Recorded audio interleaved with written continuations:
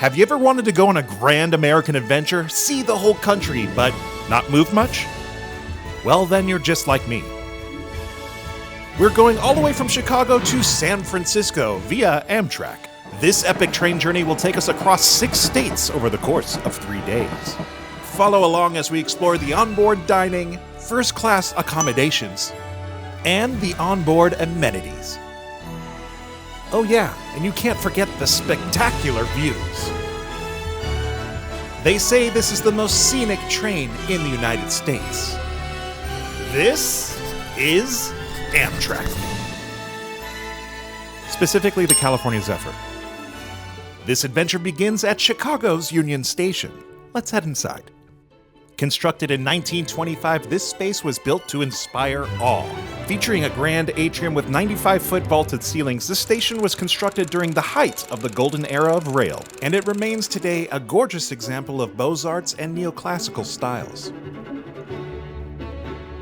We have been traveling all over the world, hustling around with our bags between hotels, such schlepping. It's time we see our own country. Not only that, but I think we should just sit and watch it pass by out of a window. We're boarding the California Zephyr and heading west. Let's go. Since we are first-class bedroom customers, we're given access to the Metropolitan lounge and our own luggage check-in. There's nothing much to cover here. There's a basic buffet featuring some basic selections, and a full bar where you can purchase drinks, which you can enjoy across 2 floors of seating. Anyway, time to board.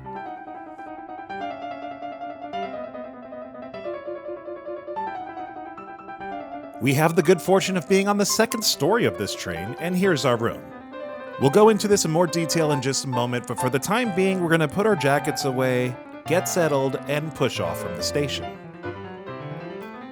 You know what? This is Chicago and we're on a train. Shouldn't we play the blues?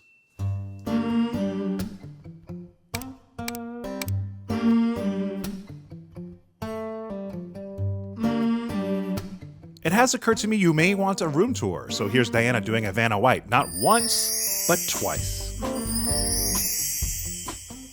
This obviously won't take long. Here's a bench, it converts into a bed. Here's a sink, it converts into a fountain.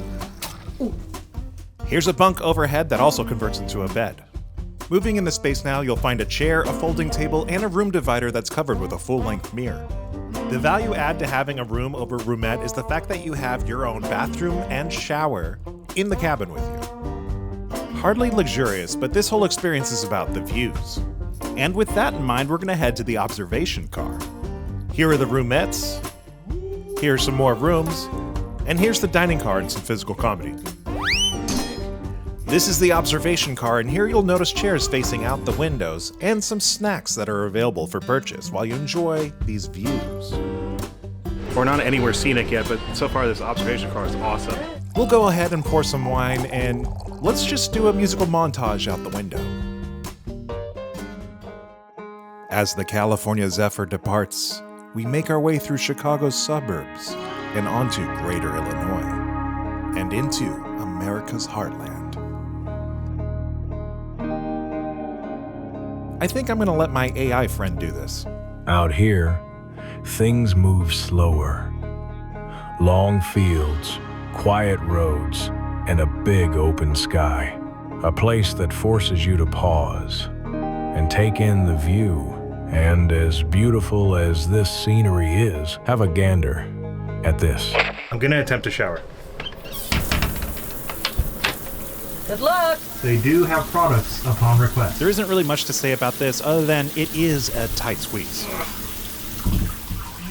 You know what? It's a serviceable shower. Not bad. Back to this.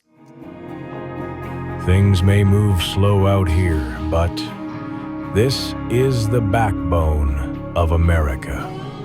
Folks who work the land, build the goods, and keep the country moving. Thanks, dude, I'll take over. There are quite a few stops on this route, some of which are long enough to actually exit the train. So this is the first smoke break on the California Zephyr. I'm not a smoker, but I took the opportunity to stretch my legs. We're here in Galesburg, Illinois. These stops are rarely more than 5-10 minutes, so I had to hurry back on board. Out here, we don't need to go as the crow flies. We can take our time to see that last bit of light hanging on the horizon. It makes you think about old roads, old friends, cold beer, and how home used to feel. Ignore the fade out, we're not ending the night. We're gonna cue the dinner music because it's Dinner time. Now, the traditional dining car works on a reservation basis. You'll choose between different time slots and be sat with strangers at these communal dining tables.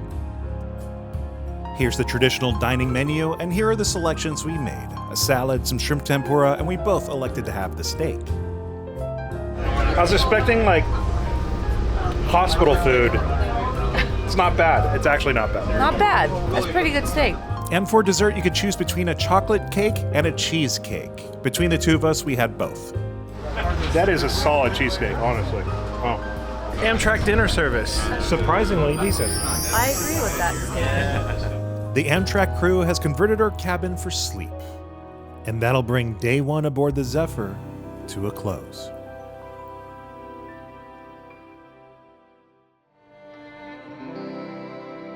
Sunrise. And also breakfast. I chose to start my day with coffee, orange juice, and a breakfast quesadilla. It was all serviceable, but you really just cannot beat the views.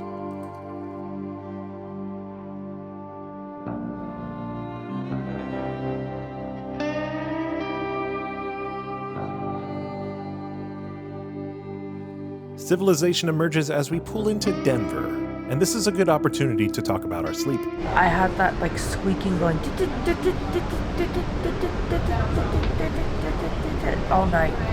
So it's hard to get a solid 8.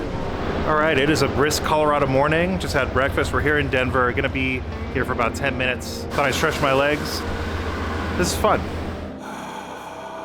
As we depart, I'll take this opportunity to describe one of the demographics you may find on board. Mennonites trace their roots back to the 1500s Protestant Reformation.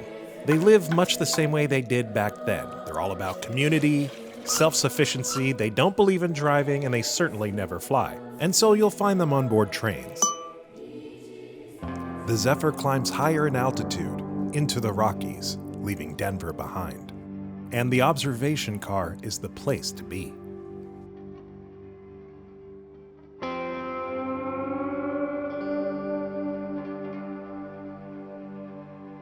And it's here we'll begin to hug the Colorado River. And I don't know if this is getting redundant, so I'm gonna go ahead and just throw this in black and white and channel my inner Ansel Adams.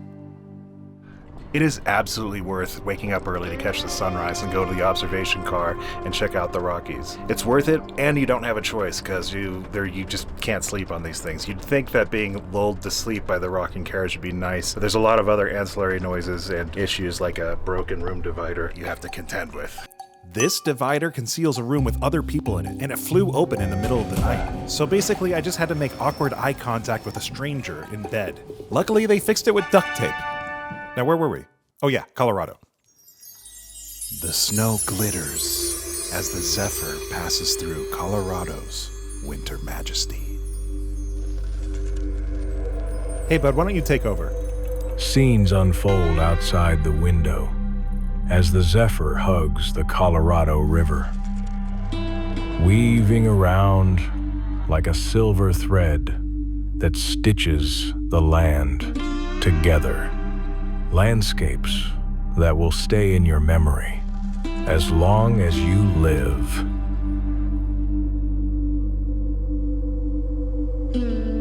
This is a land that will strike you with awe, marveling at the good Lord's creation in this beautiful country we call America. All right, cool, lunchtime.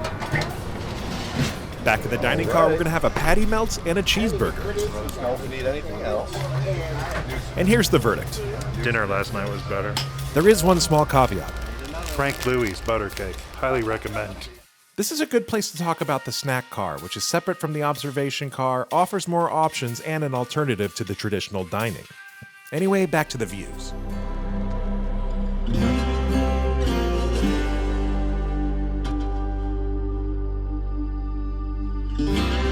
Nice little break in Winter Park. Stretch the legs. Winter Park marks the halfway point of this journey. And just when I thought things couldn't get any more scenic, we head through Utah and its high desert against the setting sun. And I'm compelled to let this just speak for itself.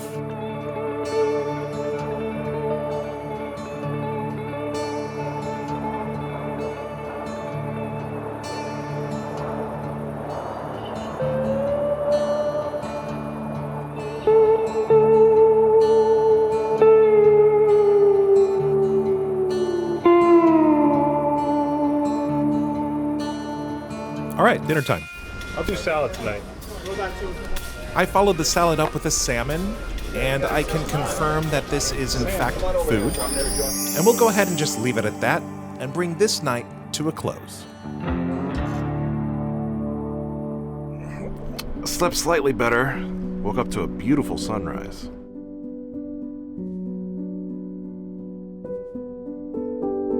On to breakfast.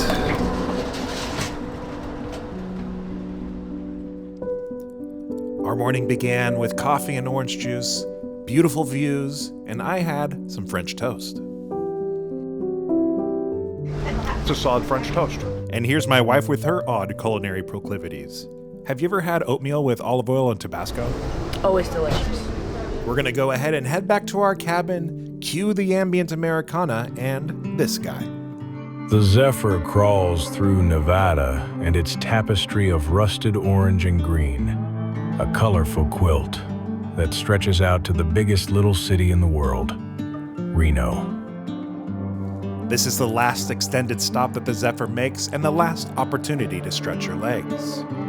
And incidentally, this is also where my grandparents got married. We'll cross into California now, and this is Truckee, which marks the beginning of the Donner Pass in the Sierra Nevada. This famous crossing gets its name from the Donner Party, a group of pioneers 87 strong, only 48 of which survived during a brutal winter storm.